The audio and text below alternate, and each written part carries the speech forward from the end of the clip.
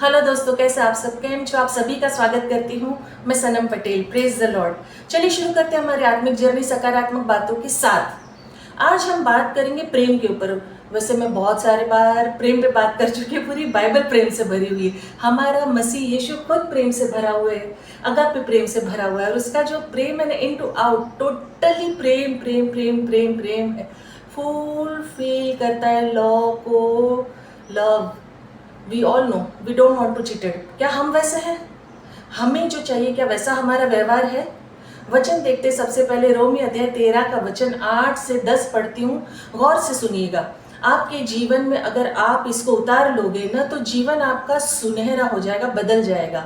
वचन देखते हैं। आपस के प्रेम को छोड़ और किसी बात में किसी के कर्जदार ना हो, क्योंकि जो दूसरों से प्रेम रखता है उसी ने व्यवस्था पूरी की है। क्योंकि व्यभिचार ना करना, हत्या ना करना, चोरी ना करना, लालच ना करना, और इनको छोड़ और कोई भी आज्ञा हो तो सबका सारांश इस बात में पाया जाता है कि अपने पड़ोसी से अपने समान प्रेम रख। प्रेम पड़ोसी की कुछ बुराई नहीं करता, इसीलिए प्रेम रखना व्यवस्था को पूरा करना है। यहाँ पर पवित्र शास्त्र जो है ना, हमें समझाना चाह रहा है, बाइबल सिखा रही है रोमियो में।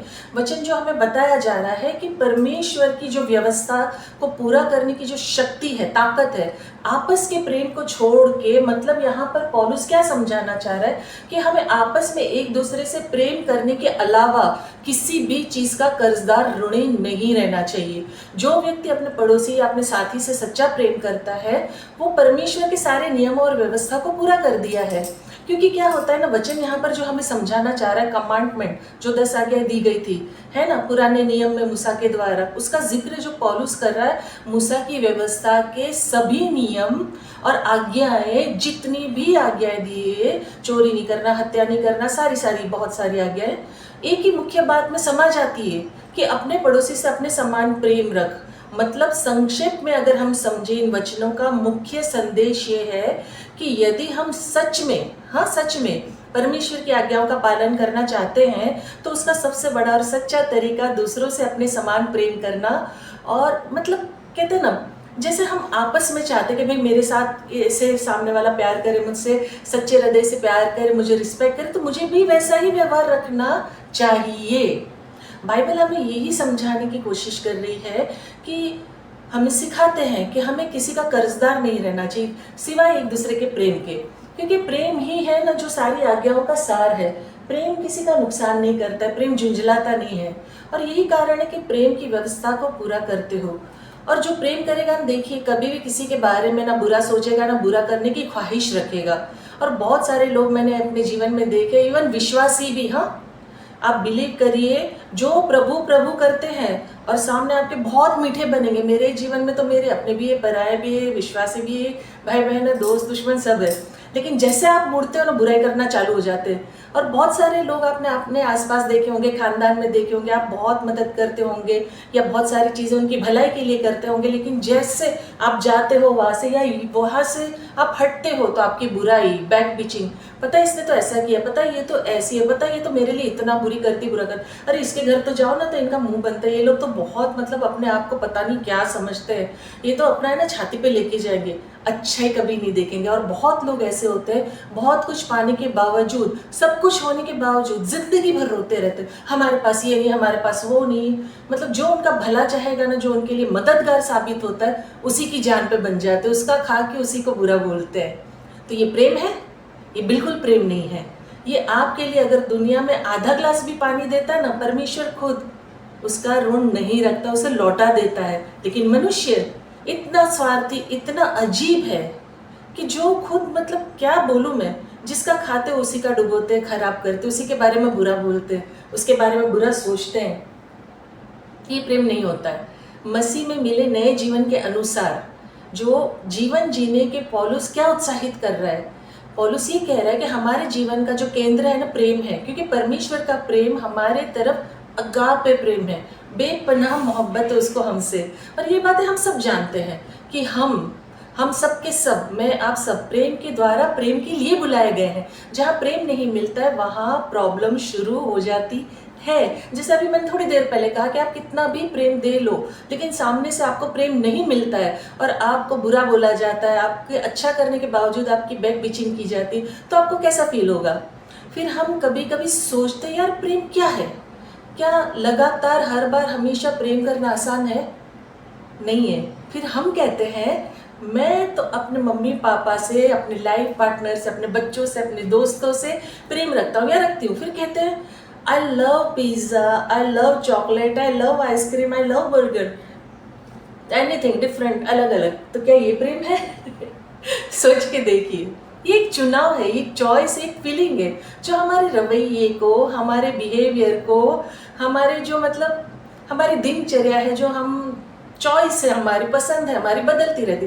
अब मेरा एग्जांपल देती हूँ, मुझे बचपन से आज तक, इवन आज की डेट में भी, अभी भी, हाँ, आइसक्रीम मुझे इतनी ज़्यादा पसंद है, इतनी मतलब जिसकी कोई शायद लिमिट नहीं है। मतलब मुझे नहीं पता है कोई चीज़ कि अगर जैसे मतलब मुझे भरपूर नींद आ रही है, मुझे आधी रात को कोई उठा के बोलेगा चल आइसक्रीम खा, तो मैं रेडी हो जाऊंगी, इतनी पसंद है मुझे।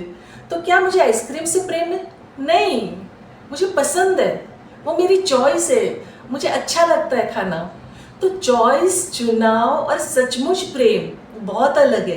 प्रेम को समझना है, प्रेम को समझना है तो यीशु को समझो। उसने हमसे कैसा प्रेम रखा है कि उसने अपना एक लौता पुत्र हम सब पर कुर्बान कर दिया ताकि हम अनंत काल का जीवन जिए, हम नाश ना हो। ये है प्रेम, ये है फीलिंग्स जो भावनाओं से कहीं बढ़कर है, कहीं ऊंचे स्तर पे है।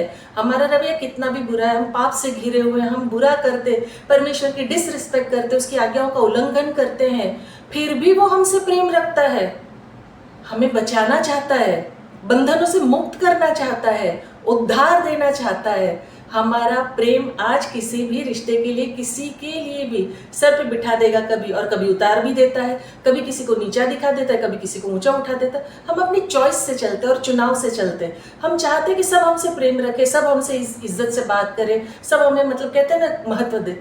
हर किसी के बारे में, मुझ पर भी लागू पड़ती है ये, क्योंकि सभी एक समान ही है।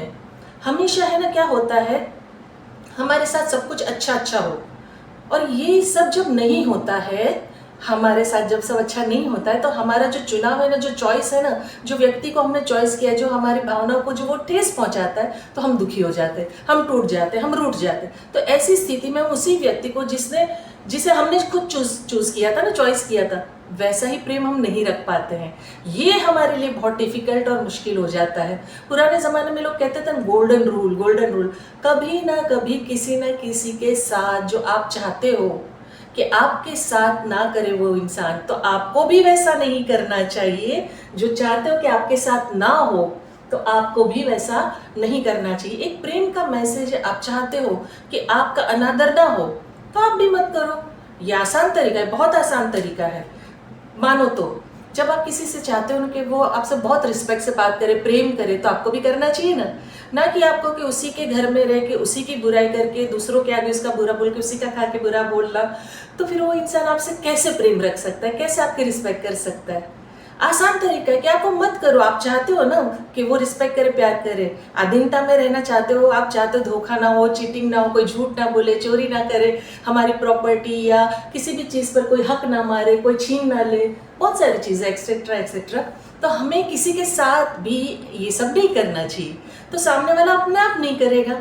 अच्छाई देखिए हमेशा जीतती है, लेकिन क्या वो अच्छाई आपके अंदर, मेरे अंदर है? यहाँ तक कि हमारे दुश्मन के साथ भी हमें ऐसा नहीं करना चाहिए। हम परमेश्वर की आज्ञा को पूरा करने के लिए बुलाए गए हैं।